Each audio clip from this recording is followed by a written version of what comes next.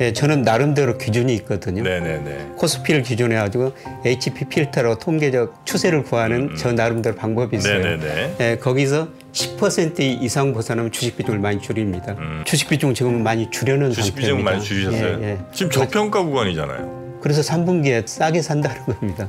기다리고 있습니다. 지금 저평가 구간이긴 하나 예. 더 좋은 가격이 분명히 올 거라는 판단을 하신 거고. 예, 그렇습니다. 네. 그러니까 제가 투자자들한테 늘 말씀드리고 싶은 거는 자기 나름대로 좀 기준을 갖춰주시면 좋을 것 같아요. 그렇지 않으면 주식이 많이 올랐을 때 살 수가 있고요. 또 주식이 저평가됐을 때 팔 수가 있거든요. 예, 조만간 조정을 보일 때 그때 비중을 좀 늘리시라는 겁니다. 지금 당장 사시라는 말씀을 네네네네. 드리고 싶지는 않습니다.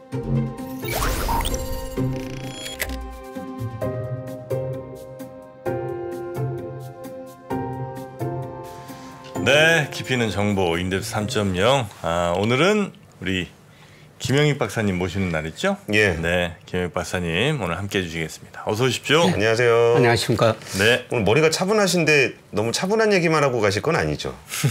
뭐 경제라는 게 차분할 것 같습니다. 네, 급변하지는 않으니까요. 지금 이후로는 뭐 경제 상황이라든지 주가 이런 것들이 이렇게 막 급변보다는 좀 그냥 차분하게 갈 거로 더 보시는 모양이군요. 예, 뭐 차분하지만은 조금 뭐 하향 쪽으로 좀 차분해질 것 같고요. 하향 쪽으로 단지 몇 개월 동안은요. 예, 그리고 저는 뭐 그게 그 주식을 싸게 살 기회가 또 한 번 올 것이다. 그런 말씀을 드리겠습니다. 2분기 기점. 예, 뭐 말씀 한번 차분하게 한번 들어보죠. 예. 네. 마음이 급합니다 지금. 예, 제가 가져온 자료 전체적으로 한번 말씀드리고 네네네. 질문하시면 답변 드리도록 하겠습니다. 네. 올해 저 세계 주요 주가 지수인데요. 우리 코스닥이 세계에서 제일 많이 올랐습니다. 코스닥이? 예. 5월 12일까지 지난 주말까지인데요. 연초부터요? 예. 작년 말 대비입니다. 작년 말 대비. 그러니까 여기에 있는 거 주가 지수 평균 7.5%인데 코스닥이 21% 올랐고요. 그다음에 미국 나스닥. 그다음에 우리 코스피도 한 11% 올라가지고요. 세계 평균보다는 높습니다.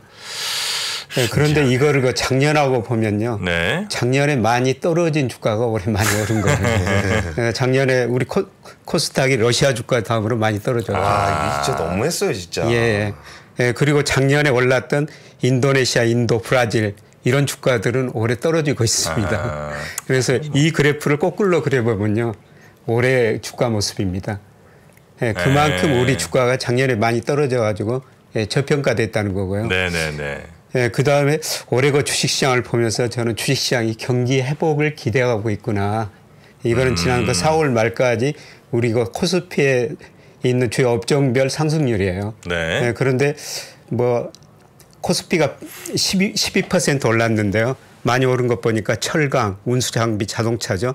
전기전자 이런 것들이 21 내지 22% 올랐습니다.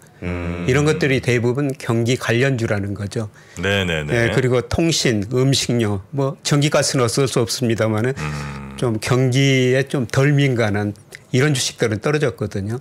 저는 이런 주가를 보면서 우리 그 주식시장이 앞으로 경기 회복을 기대하고 있구나 이렇게 볼 수가 있는데요. 주식으로만 보자면. 예. 네. 그런데 이제 과연 경기가 회복될 것인가.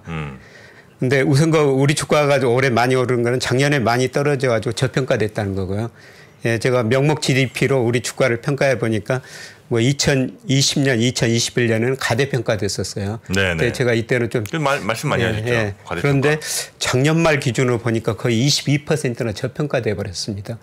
이게 설명해 주셔도 저희가 이해할 수 있을지는 잘 모르겠는데 저기 명목 GDP로 추정한 적정 코스피라는 게 뭐예요?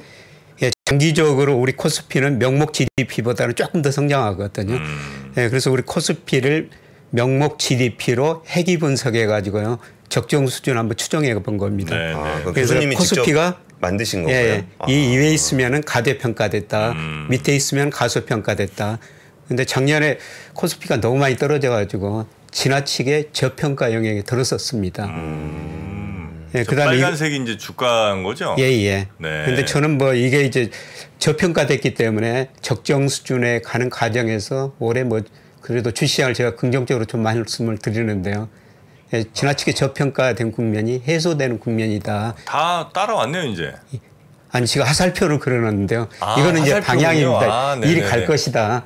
네, 그래서 올해 그 적정 주가를 추정해 보면은 네. 뭐 2,960 정도 나오고요. 내년에 3,000이 넘거든요. 물론 그 적정 주가입니다. 꼭 주가 여기 가는 건 아닌데 결국은 이 방향을 따라 갈 것이다. 네네. 네, 그래서 화살표로 그려놨고요. 네, 그 다음에 유동성에 비해서도 지나치게 코스피가 저평가됐어요. 그래서 장기적으로 저 코스피 시가총액을 M2로 나눈 건데요. 이거 2021년 5월에 이때 코스피가 3,300이 넘었을 때였죠. 이때는 과거 평균보다도 훨씬 더 높았었죠. 네네. 네, 그래서 유동성에 비해서 저평가됐는데 그 이후로 주가가 급락하면서 예, 완전히 이거 저평가 영역에 들어섰습니다. 그래서 실물이나 유동성에 비해서 뭐 작년 이후로는 저평가됐다. 이 저평가를 해소되는 과정에서 주가가 오르는 것이다.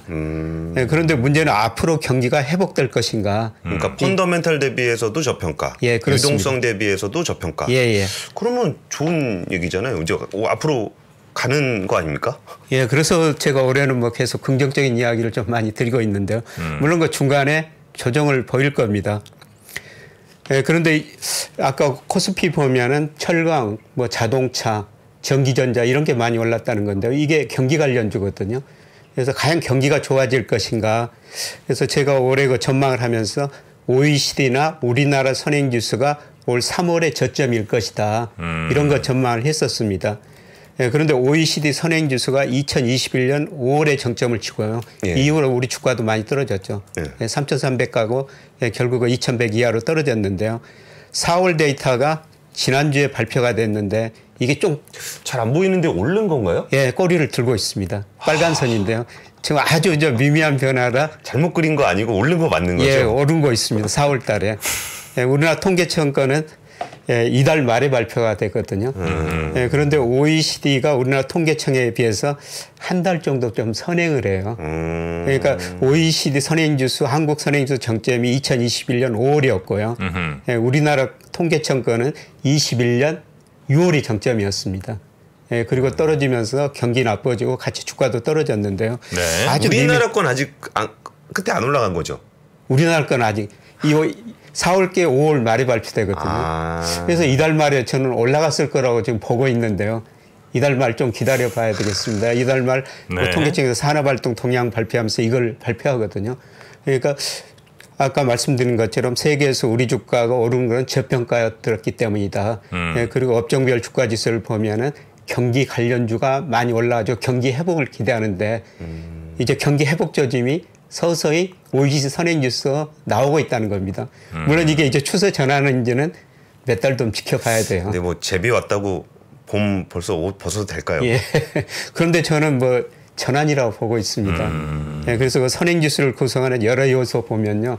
뭐 주가가 들어있지만 코스피가 작년 9월에 그 2,135까지 떨어졌다가 최근에 뭐 2,500 넘었지 않습니까? 예, 그리고 장단기 금리차 역전됐다가 네. 정상화되는 과정이 좀 전개되고 있고요. 지금 다시 좀 줄어들고 있어요? 예, 예. 확대되고 있습니다. 확대되고 서서히. 있어요? 예. 확대될 때 경기가 회복된다는 겁니다. 그 역전이? 역전됐다가 우리나라는 정상으로 돌아왔고요. 예. 그리고 예. 그게 다시 확대되고 있다고요? 예, 그러니까 그렇습니다. 장기 금리가 더 많이 올라가고 단기 금리는 좀 떨어지는. 예. 네. 그 10년짜리가 지금 1년짜리하고 예, 작년 그 12월부터 10년짜리가 1년짜리보다 좀 낮아졌거든요. 예, 그런데 최근 그 4월 통계 보면은 네네네. 이게 다시 정상화되는 과정이 전개되고 있어요. 이게 선행지수 들어가고요.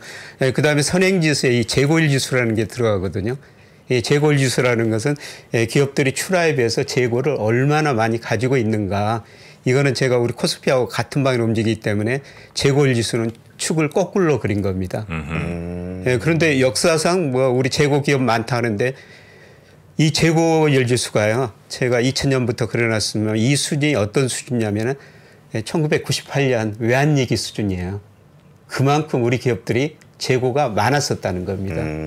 예, 그런데 이게 축을 꺾었는데 이게 빨간 선이 지금 위로 올라오고 있지 않습니까? 예. 재고율이 상대적으로 축소되고 있다.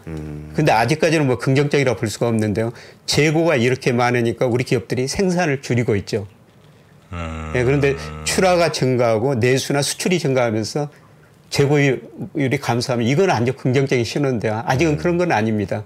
지금 기업들이 재고가 많으니까 생산을 줄이면서 대응을 하고 있거든요. 예, 그래서 일단 그 재고일 지수가 조금씩 감소하고 있어요. 이것도 선행지수에 들어가거든요. 많이 팔려서 재고 줄은 게 아니고 예. 생산을 줄여서 재고가 줄은 거라 예, 현재는 그렇습니다. 아주 긍정적으로 볼 건 아닌데 예. 그래도 이제 재고율이 줄어들고 있다는 것 자체는 조금은 뭐 긍정적으로 볼 수 있는 그렇죠. 이제 네. 예. 그래서 이런 걸 볼 때 저는 선행지수가 OECD 선행지수가 3월 저점이었을 것이다. 4월에 좀 반등하고 있는데 4월 반등이 일시적인 현상이 아닐 것이다. 그리고 통계청도 아마 뭐 3월 아니면은 늦어도 4월이 저점일 것이다. 그러면 올해는 지금 경기 정말 안 좋죠. 근데 이런 선행지수가 저점치고 올라가면은 내년 어느 시점에서는 경기가 회복된다는 거죠. 그거를 우리가 전기전자업종, 경기 관련 업종 주가들이 미리서 반영을 했다는 겁니다. 근데 이제 보통 우리가 요즘에 주로 매크로에서 얘기하는 예. 게 그 금리 인상이 종료되는 시점에 대한 얘기를 많이 하면서 예. 금리 인상이 종료된다라는 건 약간 경기 침체에 대한 우려를 좀 많이 하고 있는 예. 상황이잖아요. 예. 그거하고 지금 이제 지금 보여주신 표에서 나타나고 있는 경기 회복에 대한 거는 좀 어떻게 연결해서 설명을 할 수 있을까요? 근데 중앙은행의 금리 인상은 항상 후행적이죠. 인하는. 예를 들어 가지고 시장금리 우리나라 10년 국채 수익률이 작년 10월 초에 4.6%였어요. 예. 그런데 최근에 3.2%까지 떨어졌지 않습니까? 떨어졌죠. 예. 시장금리는 많이 떨어졌고요. 제가 시장금리하고 기준금리하고 인과관계를 분석해 보니까 기준금리가 후행하고 시장금리가 일방적으로 기준금리를 설명합니다. 쉽게 말씀드리면은 시장금리가 오르면은 약간의 시차를 두고 한국은행이 기준금리 올렸다는 거고요. 시장금리가 떨어지면은 기준금리를 내렸다는 겁니다. 그래서 저는 시장금리 뭐 시장이 똑똑하다고 보고 있고요. 채권 시장이. 그래서 아마 4분기에는 한국은행이 금리를 인하할 수 있다. 4분기에? 예. 그만큼 경기는 지금 안 좋다는 거죠. 그런데 선행지수는 뭐 현재의 경기보다는 미래의 경기를 반영하죠.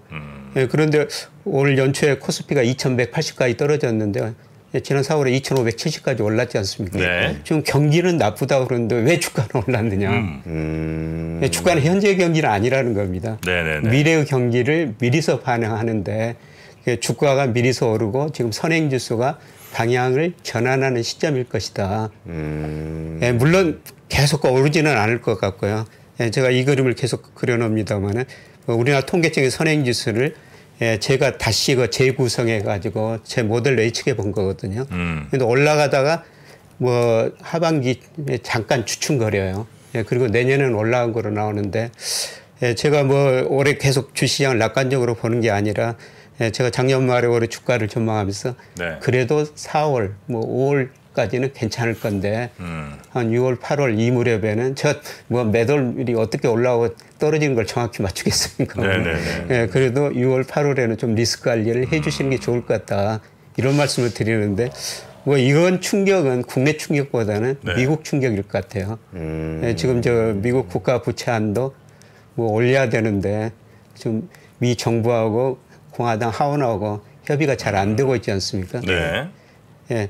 2011년 8월이었었는데요. 이런 협의가 지연되고 미국 국가 부채가 많다고 해가지고 S&P라는 신용평가에서 미국 국가 신용 등급을 한 단계 낮췄지 않습니까?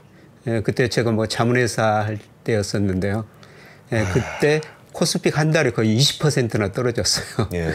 그때 뭐 고객들 뭐 손해 보는 모습도 상당히 많이 봤었습니다만. 그때 옵션 때문에 망한 회사도 있었죠 그때. 예, 그렇습니다. 제 주위 분들이 어떤 분이 그 달에 500억을 이룬 분도 있어요. 파생상 분수. 한 달에? 예. 뭐 그런 그 당시 상황을 봤는데요. 그런데 사실 그때보다도 지금 미국의 대내 불균형이 더 심화됐거든요.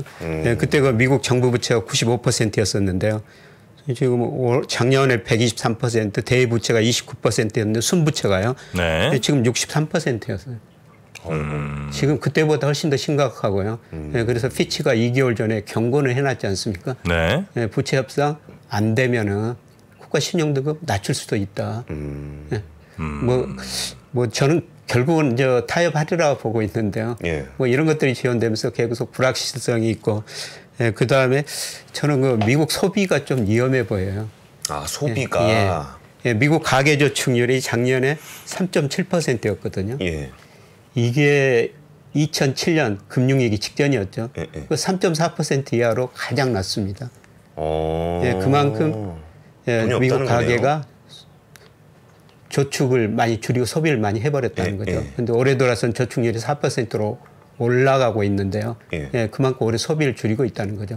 소비가 줄어들면 아마 기업 매출 줄어들고 이익 줄어들고 이런 충격이 조만간 한번 오면서 네. 아마 예, 미국 충격이 오면서 우리 주가도 조정을 보일 텐데 예, 이런 거 선행지수나 예, 그동안 경기 관련 그 주가 움직임을 보면은 앞으로 이런 조정이 오면은 저는 주식을 더 싸게 살 기회가 될 것이다. 이렇게 내다보고 있습니다. 아니 저 주가가 보통 이제 경기를 선행하잖아요. 예, 예. 근데 이제 안 좋을 거가 예를 들어 뭐 한 1년 후에 거의 뭐 명확해 보여요. 예. 근데 한 5, 6개월 후에는 조금 뭐 좋을 수도 있을 것 같다고 해서 지금 주가 좀 올랐다가 1년 후에 안 좋을 거는 나중에 한 5개월 있다가 반영하고 이러진 않을 거 아닙니까? 그냥 예. 1년 후에 안 좋을 거 같다 치면 그냥 지금부터 주가는 뭐 미리 내려가거나 뭐 이럴 거 아니에요. 예, 그렇죠. 그러면 지금부터 그냥 경기가 다시 올라갈 것 같은 뭐 한 1년 정도 혹은 그 뒤를 예상하지 않고서는 주가는 계속 빠지는 게 더 맞는 그림 아닌가. 예. 그렇습니까? 그러니까 제가 그 선행지수가 네. 경기에 훨씬 더 선행하거든요. 기간에 따라 선행지수 차이가 있는데요. 네. 이 선행지수가 저는 올라갈 것이다. 경기 선행지수가 예, 3월이 저점일 것이다. 3월 이미 저점이에요? 예, OECD가 선행지수 기준. 예. 아까 OECD가 3월 저점 치고 네네네네. 4월 거는 반등했다고 네. 실제 데이터가 그렇습니다. 네. 그리고 우리 통계청도 제가 예상해 보니까 뭐 3월이 저점이 나오거든요. 물론 1개월 정도 늦어질 수가 있어요. 뭐 선행지수가 올라간 거는 내년 경제는 올해보다 좋아진다는 겁니다. 올해보다 예, 내년이 좋다. 그거를 주식시장이 지금 미리서 반영하고 있다는 겁니다. 그럼 이제 지금부터 이미 오른 게 그러면 미리서 반영했고요. 내년 걸 반영한 거예요?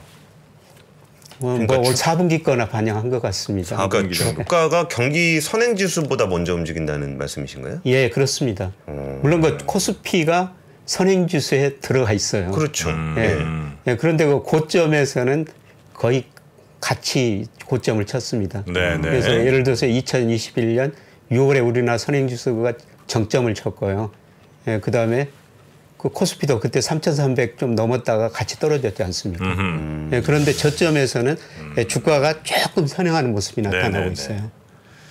그리고 네. 그 연말쯤에 우리 한국은행이 금리 내릴 수도 있다 말씀해 주셨는데 예. 그 얘기는 미국 금리가 내린다는 가정하에 말씀 주신 거 아니면 미국 금리와 무관하게 우리가는 먼저 선제적으로 내릴 수도 있다는 말씀이신가요? 예, 저는 우리가 선제적으로 내릴 수 있다고 보고 있습니다. 어, 왜냐하면 우리가 선제적으로 이번에 금리를 먼저 올렸거든요. 예, 그래요? 미국은 작년 3월부터 올렸습니다만은 음. 우리는 그 2021년 아마 8월부터인가 올렸을 거예요. 우리가 지- 선제적으로 네. 대응하고 있습니다. 지금도- 저는 한국은행이 네. 잘하고 있다고 생각하는데요. 네, 지금도 미국이랑 이제 많이 벌어졌잖아요. 예. 1.5 정도 1.75% 1.75까지. 예, 그것도 상당히 부담되는 숫자잖아요. 예, 근데 거기서 만약 우리가 선제적으로 내리면 2까지 벌어진다는 거잖아요. 예. 그거를 우리가 할 수 있는 선택 중에 하나로 판단하신다는 거죠? 예, 2% 우선 벌어져도 뭐 우리 신문에서 보면은 금리 차이가 확대되니까 돈이 빠져나갈 것이다. 그럼 뭐 그런 얘기도 많이 하잖아요. 예, 그런데 3, 4월 채권 시장을 보십시오. 빠져나가지 오히려 않았죠. 돈이 더 많이 들어와 버렸어요. 채권 시장으로. 그러니까 중요한 거는 주식은 우리나라 외국인들이 한 27% 가지고 있지 않습니까? 네. 근데 미국계 자금이 40%예요. 외국인 주식 자금 중에서. 근데 채권은 아시아 자금이 47%입니다. 주로 중국 자금일 거예요. 네, 그리고 유럽 자금이 30%나 돼요. 아시아하고 유럽 자금이 거의 77%나 된다. 채권 쪽에서는 예. 그래요. 그래서 우리가 지금 10년 국제 수익률이 중국보다 높거든요. 그리고 중국이 우리 국채 사는 거는 계속 미국 국채를 중국이 많이 팔고 아마 그 어떤 전략이 들어있을 것 같고요. 우리가 독일, 프랑스, 이탈리아보다 우리 국채 수익률이 훨씬 높거든요. 네. 일본보다 더 훨씬 높죠. 그래서 우리 채권의 77%를 가지고 있는 아시아 자금, 유럽계 자금은 빠져나갈 이유가 없다는 겁니다. 그러면 미국 금리는 조금 더 늦게 낮추더라도 우리가 선제적으로 낮출 수도 있다. 그 얘기는 우리 경제가 그만큼 또 안 좋으니까 금리 낮추는 거겠죠. 예, 그렇죠. 예. 그러니까 가장 중요한 건 경기가 그만큼 나쁘다는 거고요. 그러면 우리나라 경기에서 제일 영향 많이 미치는 게 결국은 반도체잖아요. 예. 그럼 반도체를 조금 더 이거랑 같이 해석해 볼 수 있는 여지가 있을까요? 예를 들어 삼성전자라든지 뭐 이런 걸로? 이 그림이 그 삼성전자하고 선행지 순환변동체가 그린 건데요. 네. 예, 고점에서는 거의 비슷하게 뭐 거의 같이 삼성전자 주가가 좀 선행하죠. 예, 그리고 저점에서도 삼성전자가 선행하거든요. 그러니까 삼성전자 주가 저는 저점 쳤다고 보고 있어요. 물론 제가 삼성전자 담당자는 아니지만요. 예, 삼성전자가 경기 회복을 예고해주고 있다는 겁니다. 그래서 삼성전자 영업이익이 뭐 1분기 작년 1분기보다 98%나 떨어졌는데요. 예, 저는 그게 저점이 아닌가. 아까 박병창 이사 뭐 반도체 좀 이야기하시던데. 네. 예, 저는 뭐 저점을 쳤다고 보고 있습니다. 그래서 삼성전자가 여기서 막 올라가는 게 아니라 미국 주가가 저는 6월, 8월 달에 상당폭 조정을 받으면서 우리 주식이 영향을 받지만은 아까 그 우리나라 그 전기전자 업종, 자동차, 철강, 경기 관련주가 이미 올랐다는 거는 네. 대표적으로 제가 삼성전자 주가 하나만 그려놨는데요. 이거 경기 선행지수 올라간다는 그런 의미를 삼성전자 주가도 담고 있다고 보고 있습니다. 근데 교수님, 근데 아까 전에 그 얘기 그냥 뭐 드리려고 그러다가 뺐는데 네. 그 철강이랑 운수장비 올랐던 거 이거 사실 약간 좀 배터리 관련해 가지고 포스코 주가가 철강 가격 때문에 오른 게 아니라 2차 전지 때문에 좀 오른 게 있었고, 이게 운수장비 쪽도 이게 약간 전기차 게 좀 있었던 거면은 아까 업종별로 상승 이게 비교를 해봤을 때 네. 그래서 이제 경기와 민감한 친구들이 이제 많이 움직였다는 판단을 주셨는데 네. 그 중에 철강이라든지 운수장비는 사실은 전기차 배터리 이거 관련 아니냐. 그렇죠. 그리고서 이제 오히려 화학주라든지 이런 게 경기가 좀 민감한데 거기는 이제 코스피랑 좀 비슷한 수준이었거든요. 그렇죠. 들어보니까 그런 것 같기도 한데요. 그리고 이제 삼성전자 거가 이렇게 선행하고 있는 모습들은 좀 이해가 가는데 이게 경기 선행 지수가 올라가는 거하고 그 실제 경기가 움직이는 거하고 주가하고의 그 타임 테이블 한 번만 조금 정리해 주시면 조금 헷갈려가지고 이게 선행이 어디까지 선행이고 그러니까 선행 기간은 정확히 이거 국면에 따라 다르거든요. 네. 그러니까 통계청에서 그 선행 지수가 현재 경기 상태를 나타내는 동행지수 순환 변동체에 보통 뭐 1개월도 선행하고 어떤 때는 6개월도 선행하고 어떤 경우는 11개월까지 선행해 버립니다. 그러니까 이게 편차가 굉장히 커요. 그래서 국면에 따라서 다르지만은 아까 말씀하신 것처럼 물론 2차 전지가 좋아가지고 포스코 주식도 올랐겠죠. 네네. 네. 그런데 다른 철강주도 뭐 제가 개별 종목은 보지 못했습니다만은 뭐 올랐을 겁니다. 네네. 네, 그리고 자동차 요새 그 의미는 좀 깊은 의미는 살펴봐야 되겠으면 수출 좀 잘 되고 있지 않습니까? 예, 맞아요. 그렇죠. 네. 네. 그런 거를 주식시장이 반영했다는 거죠. 네, 그리고 전기전자 업종. 이게 2차 전지하고는 어떤 관계가 있는지 모르겠습니다만 네, 저는 뭐 전기전자 업종 주가가 오른 거는 뭐 경기 미래의 경기를 미리서 반영하고 있다. 네, 그렇게 지금 보고 있습니다. 저는 우리 저 교수님 모시면 항상 이제 끝에쯤 여쭤보는 게 요즘 뭐 갖고 계시는지 여쭤보잖아요. 저는 네. 뭐 주식 비중 지금은 많이 줄여놓은 주식 상태입니다. 비중 많이 줄이셨어요? 예, 예. 그래서 2,570대. 예, 저는 나름대로 기준이 있거든요. 네네네. 예, 제가 저 코스피를 저는 뭐 종목은 잘 모르니까 코스피를 기준에 가지고 HP 필터로 통계적 추세를 구하는 저 나름대로 방법이 있어요. 네네네. 예, 거기서 10% 이상 벗어나면 주식 비중을 많이 줄입니다. 그런데 2,570 갔을 때 네. 주식 그 추세에서 한 10% 이로 벗어난 거거든요. 예, 그래서 주식 비중 줄여놓고 예, 저는 뭐 3분기에 지금 저평가 구간이잖아요. 그래서 3분기에 네. 싸게 산다는 겁니다. 기다리고 있습니다. 지금 저평가 구간이긴 하나 예. 더 좋은 가격이 분명히 올 거라는 판단을 하신 거고. 예, 그렇습니다. 그래서 그 더 좋은 가격이 올 때 들어가실 예정이신 거고. 예, 그렇습니다. 주식은. 예. 네. 그러니까 이렇게 저평가된다고 그래도 그냥 직선으로 오르는 게 아니라 이런 사이클이 왔다 갔다 하면서 오르죠. 예, 근데 이런 사이클을 누가 알겠습니다만은 저는 제 모델에 따라 가지고 예, 거기서 10% 이상 벗어나면은 무조건 주식 비중을 줄이고 제 철칙입니다. 네네네. 그러니까 제가 투자자들한테 늘 말씀드리고 싶은 거는 자기 나름대로 좀 기준을 갖춰주시면 좋을 것 같아요. 그렇지 않으면 주식이 많이 올랐을 때 살 수가 있고요. 또 주식이 저평가됐을 때 팔 수가 있거든요. 네, 저는 제 추세에서요. 밑으로 5% 벗어나면은 주식 사기 시작합니다. 10% 벗어나면은 아주 많이 사고요. 근데 그게 그 머리로 판단하시는 거예요? 아니면 마음도 그때 매매를 하고 싶으신 거예요? 나는 절대적으로 물론 마음이 많이 작용하죠. 근데 요새도 지금 주식 비중 많이 줄여놓고요. 네네.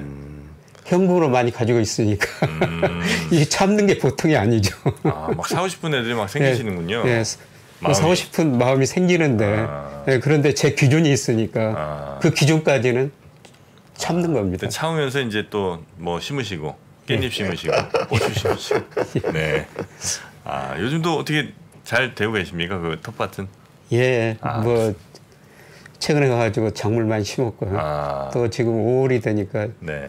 뭐 잡초가 엄청나거든요. 그래서 며칠 전에 가서 예초기 돌리고 왔더니 지금 얼굴이 까맣게 타버렸네요. 골프 갔다 오신 게 아니었군요. 네. 우리 박사님은 항상 그래서 지금 가장 좋은 자세가 바로 그 농부의 마음으로 씨를 심는 심정으로 주식을 하시는 게 아닌가 늘 그렇게 생각하고 있거든요. 예, 그렇습니다. 좋은 땅에 좋은 씨를 심고 그 다음에 열심히 관리해서 물 주고 뭐 또 비닐하우스 실검 치고 뭐 비료 주면서 이렇게 열심히 관리를 해서 훌륭한 열매가 열리기를 기다리는 그 마음. 그렇죠. 그게 바로 주식하는 마음 아니겠습니까? 씨를 심는 네. 시기는 저는 잘 모르거든요. 네. 거기 원주민들을 봅니다.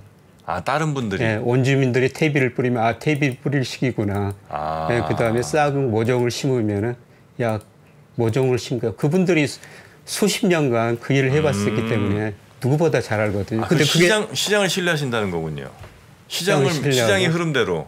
그러니까 아마 우리 3프로에서도 네. 뭐 이런 방향을 많이 유도 뭐 하실 텐데 좋은 분들 모셔가지고. 네네네. 그러니까 제가 그 농사일은 잘 모르거든요. 그래서 그분들이 퇴비를 주면 퇴비 뿌릴 시구나.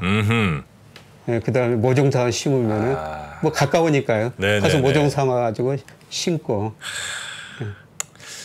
이런 걸 배워야 되는데 항상 저는 어떻게 하면 농약 빡 쳐갖고 우리는 저런 거죠. 콩 심은데 콩 나고 내가 심은데 금 난다. 근데 금이 꿈과 희망을 가지고. 그 금이 안 나고 자꾸 엉뚱한 금이 좀 나갖고. 근데 저는 이게 자꾸 이게 자꾸 눈에 밟혀요. 이게 뭐죠? 삼성전자 주가가 여기에 먼저 반등을 한 거하고 경기 순환지수 변동치가 이제 여기서 끝에서 살짝 돌아서는 요 모습이 되어 준다면 굉장히 저는 좀 기대가 좀 되거든요. 근데 그러면서도 금리를 인하한다는 건 경기가 안 좋다는 얘기인데 이게 자꾸 이게 뭐라 그럴까? 타임테이블이 잘 안 맞는 것 같다는 느낌을 계속 받아가지고 이렇게 말씀하신 얘기들은 좀 이해가 가긴 해요. 이번에 약간 변동성 보이고서 그 다음에 좀 될 것 같다는 말씀 이해 가면서도 이거 트레이딩을 어떻게 대응을 해야 되는가는 저는 주식시장의 현재 경기를 보면 주식에서 투자해서 돈 못 번다고 보고 있습니다. 현재 경기로 판단하면 현재 경기는 의미가 없거든요. 그렇죠. 그래서 미래 경기를 이제 얼마나 예측하고 잘 대응하느냐, 그거고요. 그다음에 제가 말씀드린 거는 지금 당장 주식을 제가 비중 줄여놨다고 말씀을 드렸고요.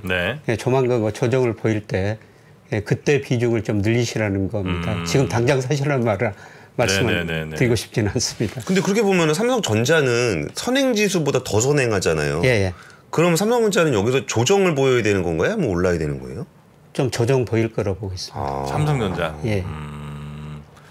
우리 경기는 지금 이제 바닥 찍었죠? 선행지수가요. 선행지수 바닥이고 우리 경기는 언제 바닥 찍어요? 그러니까 실제로는. 그거는 현재 경기는 내년 가서야 바닥을 찍을 것 같습니다. 내년? 그러면 예를 들어서 뭐 장사도 잘 안 되실 거고, 그죠? 내년쯤 지금도 힘들다고 하시는 분들이 많아요. 장업자들도 굉장히 힘드실 거고, 또 여기저기서 곡소리 나고 또 뭐 어디 뭐 무너졌다, 뭐 부도 났다, 뭐 이런 뉴스들이 아마 올 하반기 내지 내년 초 중반에 꽤 나오겠네요. 많이 나오겠습니다. 그래요? 그런데 한번 생각해 보십시오. 우리 코스피가 2021년에 6월에 정점이었거든요. 그렇죠. 그런데 우리나라 경기는 작년 10월이 정점이었습니다. 코스피가 물론 한 14개월 경기 정점에 선행해 버렸다는 겁니다. 작년 10월에 우리 정점이었어요. 예. 아 그래요. 통행지 우리 순환 좋은 시절 변동수가 모르고 지나갔어요. 나한테 얘기를 안 해줘 사람들이. 예, 그만큼 현재 경기는 우리 주식시장에서 의미가 없다는 겁니다. 아 그래요. 아유 알겠습니다. 하여튼 우리 김현익 교수님과 함께 저희도 나중에 저 밭에 한번 좀 초대 좀 해주시면 예. 거기서 이렇게 저 호박 좀 애호박 따다가 예. 예 그렇게 삼겹살 구워 먹으면 그거 하나씩 이렇게 같이 구워 먹으면 맛있지 않습니까? 예, 네, 그렇습니다. 고추 있죠 거기? 예. 토마토 있죠? 토마토 있고 고추도 있고 상추도 있고. 네. 아이고 뭐, 그럼 삼겹살은 저희가 사가면 되는 건가요? 규모가 꽤 크신 것 같더라고요. 아주 크지는 않습니다. 네. 자, 하여튼 우리 김현익 박사님 오늘도 고귀한 말씀 잘 들었고요. 다음 시간에 또 모시도록 하겠습니다. 고맙습니다. 예, 예, 고맙습니다. 네, 감사합니다. 우리의 아이들은 어떤 세상을 살아가게 될까요? 지금 태어나는 아이들은 기대 수명 자체를 130으로 잡아야 된다. 이런 연구들도. 일자리를 얻기 위해서 필요한 소양이 더 복잡해지고 있어요. 근데 우리나라 공부는 어떻죠? 다 남들이 만들어놓은 틀에 들어가서. 위즈덤 칼리지 패밀리 에디션. 부모가 먼저 학습하고 아이와 함께 적용할 수 있는 가정의 달 부모 수업. 아이의 미래를 위해 엄선된 세상 그리고 돈에 대한 이야기. 5월 가정의 달 한정으로 만나보세요. 가족과 함께 떠나는 제주 우도 여행. 50만 원 상당의 유로피안 힐링 리조트 훈데르트 힐즈 숙박권과 훈데르트 바서파크 입장권 추첨 이벤트도 함께 진행 중이니 한정 프로모션이 종료되기 전 영상 하단의 링크 혹은 3프로 TV 앱을 통해 확인해보세요.